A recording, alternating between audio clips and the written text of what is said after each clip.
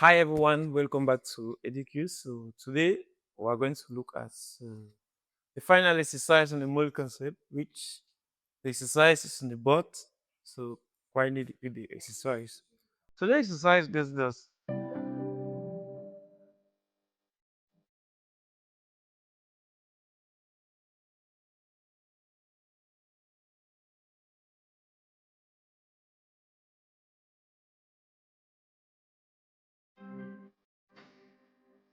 0.5 molar 20 cm cube ACN was diluted to obtain 80 cm cube solution. Calculate the concentration of the diluted solution. In this question, we are going to actually remove our data. Our data will have C1, which is 0.5 molar. We have V1, which is 20 cm cube. C2, we don't know the concentration.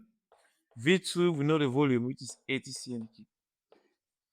We actually we saw that actually dissolving dissolving a solution does not reduce the concentration, does not reduce the quantity of matter, but actually affect the concentration.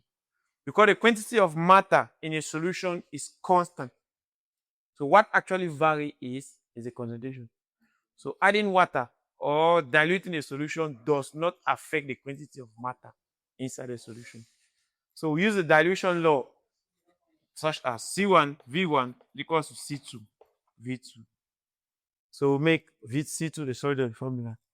C2 equals to C1 V1 all over V2, such that C2 equals to C1 is 0.5 times V1, which is 20, all that divided by 80. C2 equals to 10 divided by, because we have half of this 80. So C2 equals 0.125 molar. I was actually, it was a great pleasure to follow with people the mole concept. And the mole concept or this exercise mark an end to the mole concept. Our next chapter will be with thermochemistry, nowhere else but on Educlynk.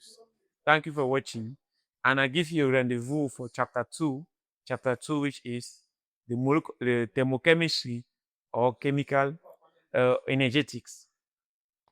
Thank you for watching.